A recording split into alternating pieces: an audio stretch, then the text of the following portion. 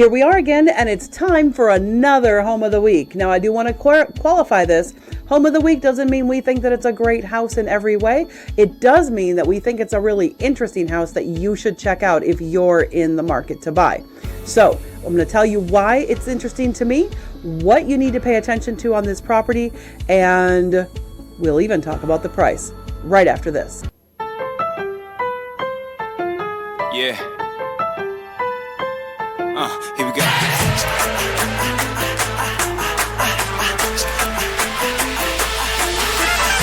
And welcome back. Welcome back. Well, first of all, our Home of the Week this week is 1032 Grove Avenue. That's 1032 Grove Avenue in Racine. And we'd like to give a shout out to Keller Williams. That's the broker who has this listing, and many props to them. So Keller Williams is the broker on this listing. We want to make that really super clear up front, make sure we comply with everything we have to. However, we do not use any MLS data for these Home of the Week. We only use what is available to you publicly, so we always use Realtor.com. So what you're seeing behind me right now is 1032 Grove Avenue, and that is the exterior picture. So thing number one that popped out to us on this is we notice that the exterior has amazing curb appeal. I mean, so pretty.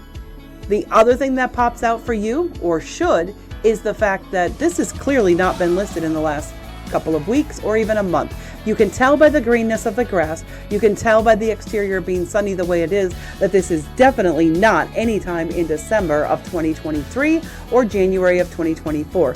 In fact, this listing went up in October, on October 12th of 2023. So this house has been on the market for over 3 months, all of October to November, November to December, and now December to January, and January 17th is the date of this video.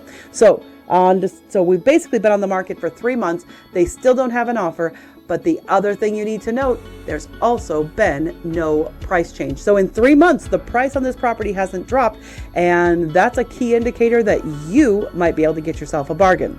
Now, having said that, this is a beautiful exterior. I'm going to show you a little bit more about this so that you can see, and let's take a look at starting with the backyard, however.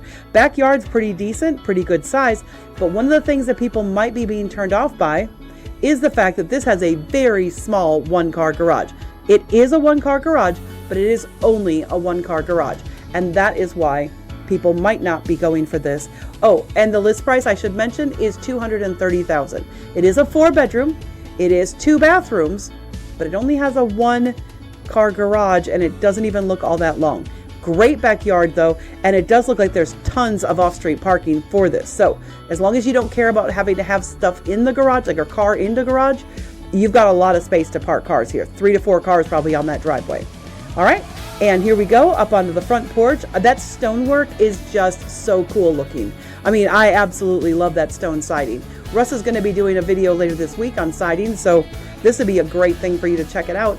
But this is siding that's just impeccable the way that looks. So this flipper, and by the way, this is a flipper, has done a good job on the outside, and it looks like he or she has done a fairly moderate job inside. So talking about the inside as we walk in, this right here is the front door right over, let's see if I can point to it, right on this side of the screen.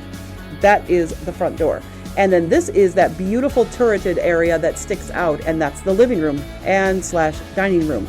Because there is no separation other than this wall on this little wall butt out thing. There is no real separation between the living room and the dining room in this house.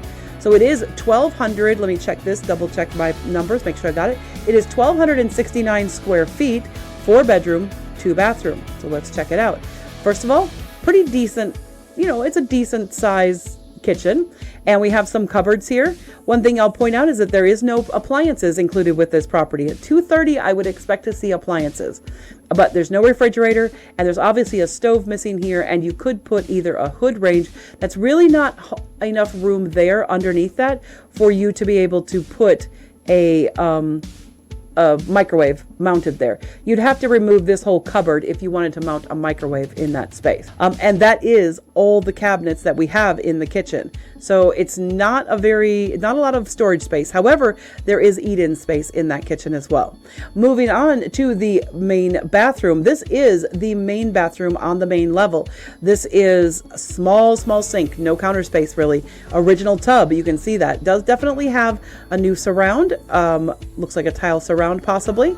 It's hard to say. That could be a liner, but it's definitely a new surround from what was there before. But that looks like the original tub possibly, and definitely a really small counter space if you want to put anything there. And that is the main bathroom on the main level. But you go, that's okay. There's 2 bathrooms. We'll get to that in a second. All right, here's one of the bedrooms. Windows up very high on the wall. Again, very high on the wall with those windows. This bedroom is on the main level though, and it is across from the kitchen. You can see it through that doorway there. All right, now we go upstairs, and here's bedroom number 2.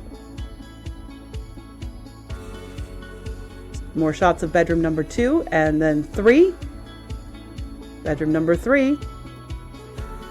And then all of a sudden, and some of those shots actually were of bedroom 3 and 4. Then we go to the second bathroom.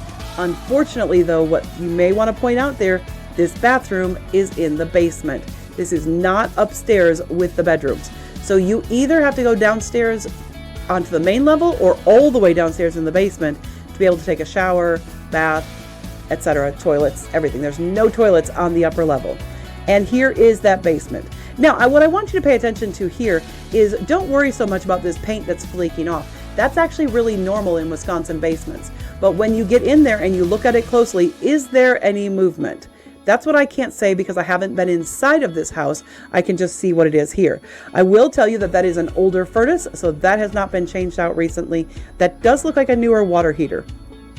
One of the other things that I forgot to mention is that it is only a block off of West Boulevard and a block away from Washington. So that makes it really easy access to get out of town for work. If you work up in Milwaukee or you work farther east or west or anywhere you really want to go in this area, you're only a block away from a main arterial road, but you're still in a great little neighborhood.